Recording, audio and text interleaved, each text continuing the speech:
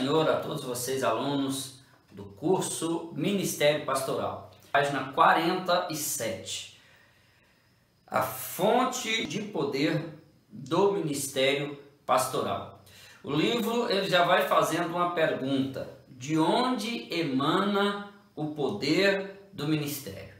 Nós vamos seguir adiante e refletir um pouco sobre isso. Ponto 1 aí, sobre a obra do Espírito Santo. Falando de obras do Espírito Santo, o livro de Atos nos dá uma amostra de como o Espírito Santo agia no Novo Testamento. Por isso o livro tem sido chamado de Atos do Espírito Santo na igreja. Quando eu falo agia no Novo Testamento, isso traz uma continuidade para nós hoje, né? Ou seja, ele age hoje também na igreja do Senhor Jesus. O Espírito Santo era e é o guia fiel da igreja. Ele direciona as lideranças. Se você observar no livro de Atos, no capítulo 3, versos 1 e 4, você vai ver que ele direciona a liderança, ele direciona a ordenação de obreiros como Barnabé e Saulo. E se você ler em Atos capítulo 13, você verá as seguintes frases. Observe: disse o Espírito Santo, separai ou apartai para mim Barnabé e Saulo. Você vai ver também que ele diz, a outra frase, que os tenho chamado e enviados pelo Espírito. O Espírito Santo, ele direcionava Paulo nas suas viagens. Em Atos capítulo 16, versículos 6 e 7, você vai ver. Ele impedia e ele mandava. Essa era a forma do Espírito Santo agir na vida de Paulo. A igreja tinha resultados, não porque o apóstolo tinha estratégias ou programas inteligentes, como o livro está nos dizendo aqui, mas eles tinham resultado porque eram direcionados pelo Espírito de Deus. Observe o que mais você encontrará na passagem do livro de Atos, no capítulo 13, no versículo 3, você vai ver o seguinte: jejum, oração, imposição de mãos e partida. Veja então que do princípio ao fim nós vemos o agir do Espírito Santo no meio dos apóstolos, no meio da igreja, de todos aqueles que foram enviados e dos que ficaram também em Jerusalém. Você vê tudo isso no livro de Atos. Observe que a obra do ministério é, como diz o livro, do Espírito Santo. E o poder de onde procede a missão é o próprio poder de Deus. E em reconhecimento a isso, Paulo ele dava graças a Deus. O Espírito Santo ele age individualmente em cada um que aceita a Cristo e passa a habitar nele. João o Batista dizia que Jesus nos batizaria com o Espírito. Então, após emergirmos nas águas batismais, ou seja, após o batismo, nós precisamos fazer o mesmo no Espírito. É no Espírito que devemos nos imergir diariamente. Se você ler Romanos 8, versículo 4 em diante, você vai entender algumas coisas que o Espírito Santo faz em nós. No verso 6, ele nos inclina para a paz. No verso 14, ele guia-nos como filho de Deus. No verso 16 e 17, ele vai testificar com o nosso espírito que somos o quê? Somos filhos de Deus. Verso 26, ele assiste em nossas fraquezas. E no verso 27, ele intercede por nós. Ainda no livro de Atos, nós vemos que o Espírito ele deseja batizar a todos com poder. O batismo com o Espírito Santo é a oportunidade de podermos usufruir cada vez mais do seu poder. A ação invisível do Espírito Santo em nós no homem, produz efeitos visíveis, como diz o livro a qual nós estamos estudando. Então, observe que o Espírito Santo, ele produz santificação, que significa separado para um serviço sagrado. E para terminarmos aqui, eu quero que você leia o livro de Gálatas, no capítulo 5, verso 17, onde fala sobre uma batalha entre a carne e o Espírito. Logo, a carne é o grande obstáculo para a santificação. A verdade é que enquanto nós existirmos, o velho eu sempre estará em nós. Finalizo aqui o ponto da página 47, mas eu quero trazer aqui um pouco de reflexão com você, que eu poderia chamar de aula bônus. Eu quero aproveitar que a lição hoje é pequena e compartilhar algo com você a respeito da figura do Antigo Testamento, com o tratar do Espírito Santo em nossa vida. Eu acredito que já falei com vocês, não me lembro, sobre o tabernáculo na sala de aula, como algo espiritual, como algo poderoso e maravilhoso. E o livro de Ageu fala sobre isso também com profundidade, sobre simbolismos proféticos do santuário e sua projeção em Jesus e também na humanidade. Quando o próprio Jesus disse em João capítulo 2, verso 19 e 22, sobre o seu corpo, mas os que ouviam Jesus falar sobre isso acharam que ele estava falando sobre o templo, e isso até deu uma porta de acusação contra a pessoa de Jesus. Então observe aqui, se tratando do templo, se prestarmos atenção nos seus detalhes, descobriremos aí algumas verdades essenciais para a nossa vida cristã. Observe essas representações a respeito do templo, do Espírito Santo e do homem. O Espírito Santo, ou Deus Espírito Santo, ele vem do lugar santíssimo para o espírito do homem, passa pelo lugar santo, que é a alma, para se revelar no átrio, que é o corpo. Então, eu quero compartilhar aqui através desses desenhos, simples desenhos que fizemos aqui, para compartilhar com vocês. Aqui nós estamos vendo o tabernáculo, quando nós observamos aqui o altar do sacrifício, a pia de bronze, e aqui a repartição onde estava o lugar santo e o Santo dos Santos, ou seja, o lugar santíssimo. Aqui dentro do lugar santíssimo, vocês sabem muito bem disso, estava o quê? Estava a arca da aliança, e dentro dela estava as tábuas da lei, estava o maná e estava a vara de Arão que floresceu. Tudo isso são figuras reais da época, tudo isso são projeções, tudo isso nos traz figuras para o Novo Testamento, que nós não temos tempo de falar aqui, mas em uma oportunidade nós podemos compartilhar com vocês. Agora, o que eu quero observar com vocês aqui é o seguinte, que o tabernáculo, ele simboliza e ele traz uma projeção ou uma figura do corpo a qual Deus quer habitar. Ou seja, do corpo do crente a qual Deus já habita através do Espírito Santo.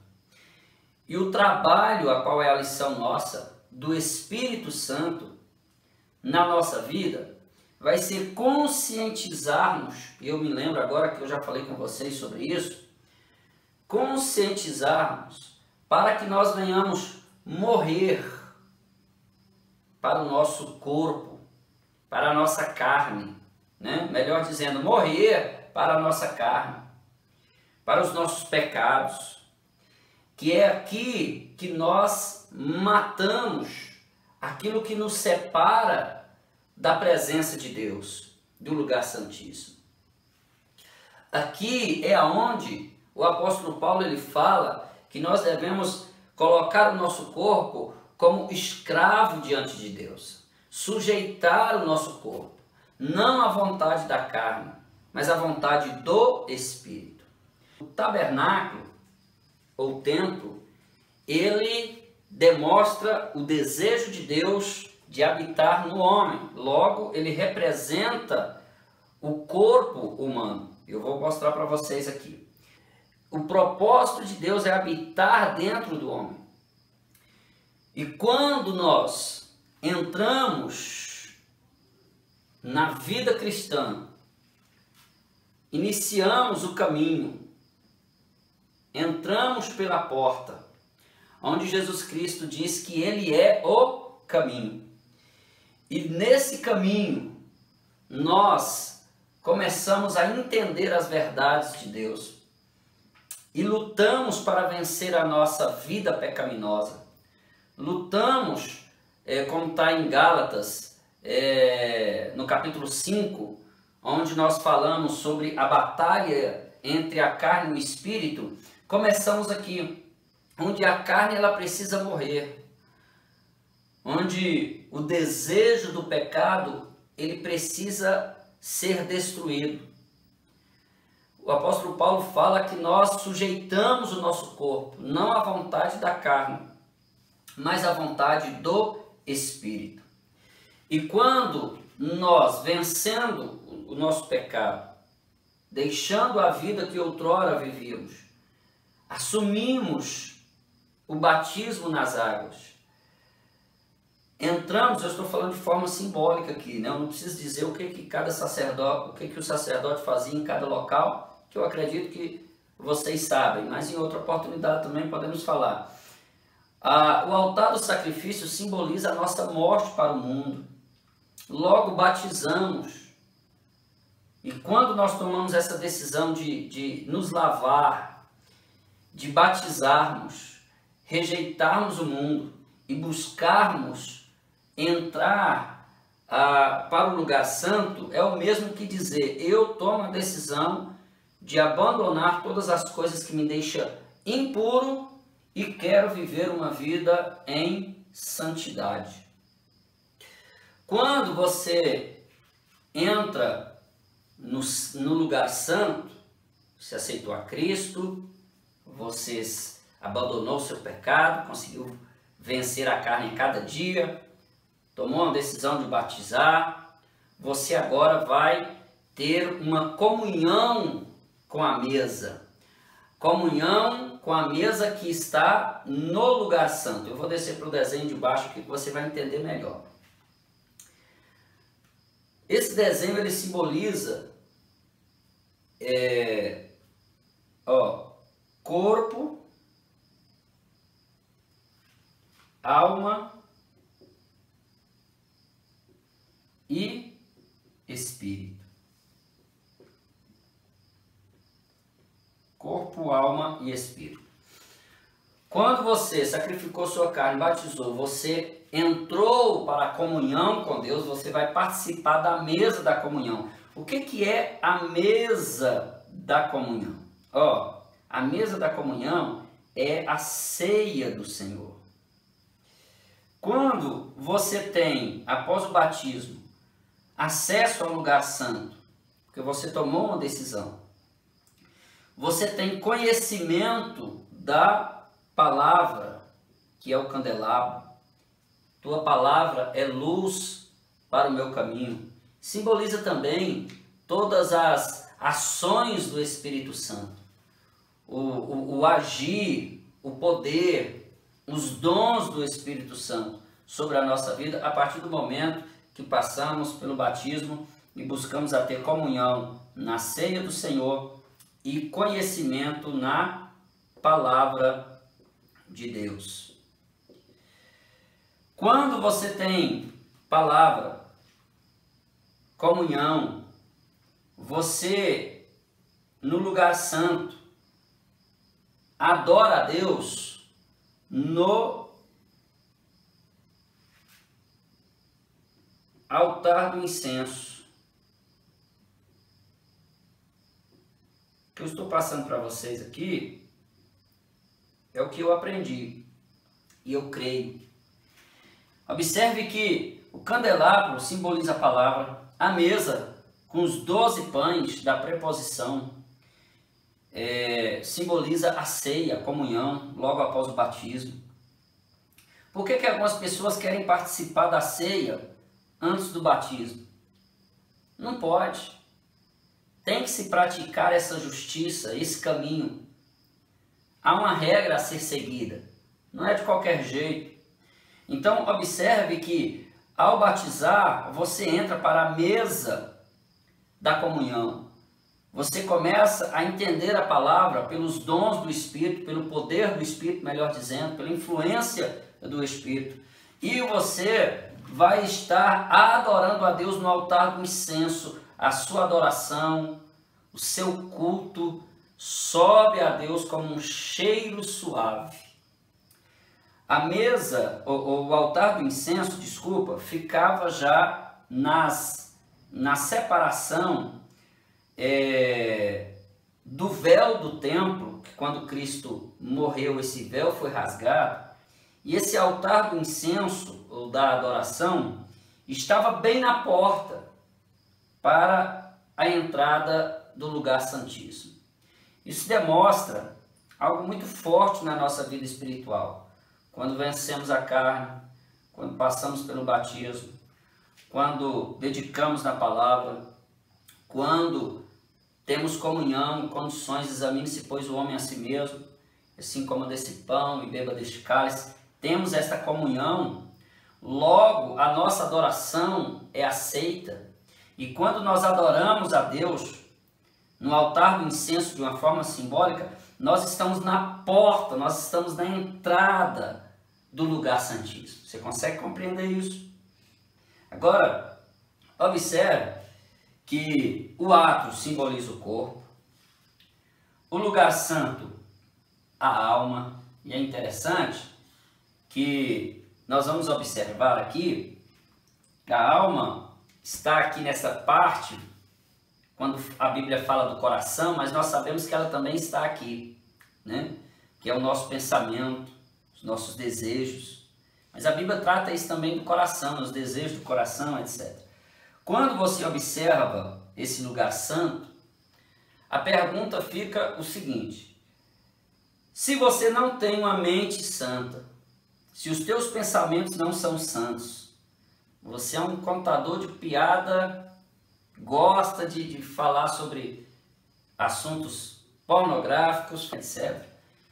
Você não tem nada de santo no contexto aqui de você estar no lugar santo. Tem pessoas que eles conseguem entrar aqui no lugar santo, mas depois voltam de novo para o átrio. E aqui eles ficam em uma batalha muito forte entre o lugar santo, entre o átrio e o lugar santo. Fica numa batalha. Ao mesmo tempo que ele está participando da mesa da comunhão, ele está cedendo aos desejos da carne. Ele não consegue matar os desejos da carne. Passou pelo batismo, mas vira e mexe, ele está voltando para o altar do sacrifício. Agora observe que quando Jesus trata aqui que ele é o caminho, ele é também no lugar santo a verdade, porque não tem como você ter uma vida de santidade mentindo, vivendo uma vida mentirosa. A sua vida ela precisa estar na verdade. Jesus ele disse: eu sou o caminho, eu sou a verdade, lugar santo, e eu sou a vida. Quando se trata da vida no lugar santíssimo, está falando de você chegar aonde o Salmo 91 está falando, aquele que habita no esconderijo do Altíssimo, a sombra do Todo-Poderoso descansará. descansará. Esse salmo ele está falando de você estar na proteção de Deus, de você estar no lugar santíssimo. Porque aqui no átrio é uma briga, é uma batalha entre a sua carne e o espírito. Aqui no átrio é uma briga entre a carne e o espírito. No lugar santo, você começa a ver as coisas espirituais. No lugar santo, você começa a sentir a presença de Deus, a comunhão, a revelação da palavra, a adoração. Mas quando você entra no lugar santíssimo, aonde está a arca, a presença do Senhor, em um contexto espiritual, você vai ver que o Espírito Santo, ele comunica ao seu espírito os mistérios de Deus. Aqui, no lugar santíssimo, é onde há revelação. Aqui é onde há a manifestação de sinais, aonde há milagre, aonde há cura, aonde você tem visões. Isso não acontece no lugar santo, mas acontece no lugar santíssimo.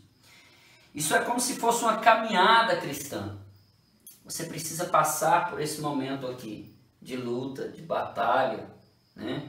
De vencer os seus desejos, passar por uma limpeza, morrer para o mundo, viver para Deus através do batismo, entrar no lugar santo com uma vida verdadeira, deixar a palavra trabalhar em você, a comunhão está trabalhando em você, o louvor está trabalhando em você, de repente o véu já foi rasgado por Jesus, então você tem acesso ao lugar santíssimo. Mas o lugar santíssimo é onde você dedica tempo para Deus. Aqui no átrio é aquela batalha, você ora, a oração parece que não passa do teto, você vai orar e lembra de tanta coisa que tem que fazer, né? Como diz um amigo nosso, ele diz, na hora da oração aqui, do átrio, onde tudo parece atrapalhar a gente, né? É o cachorro da vizinha, é gente que bate na porta, é o celular que toca, é visitante que chega, tudo isso. Mas quando você já entra no lugar santo, você não somente você ora, mas você tem e busca a comunhão com Deus, você louva, você lê a palavra, você ora, é um conjunto de entrega para Deus. Você está conseguindo entender isso? E quando você ora meia hora, uma hora, você se entrega, aquelas orações de 10 minutos, 5 minutos, Deus ouve? Sim, é importante, mas parece que isso não chama a atenção de Deus para que os mistérios de Deus se revelem a você. É através do jejum, da oração, da palavra, do louvor, é que você começa a receber os mistérios de Deus. Você precisa crer nisso. Muitos não recebem porque não crê, não valorizam isso. E quando você chega no lugar santíssimo, você está sensível para ouvir a voz do Espírito de Deus. Aí o Espírito de Deus se comunica com o seu espírito. A sua carne já não domina mais você. O seu corpo já não te domina mais. Os desejos do seu corpo já não dominam mais. O seu corpo, ao invés de querer ficar assistindo séries da Netflix, vai estar querendo orar. Por quê? Porque o Espírito de Deus, com o seu espírito, testificando a glória de Deus no seu corpo, o seu corpo é mudado, a sua mente só pensa na palavra, a sua mente só pensa em entrar para o teu quarto, fechar a porta e orar, a tua mente só pensa em adoração, vence o corpo. Então observe, e já vou finalizar aqui, que era aqui, ó, no lugar santíssimo, em que Deus, ele manifestava a sua glória. A arca simbolizava a presença de Deus. O sacerdote, ele aspergia o sangue no propiciatório, que era a tampa da arca.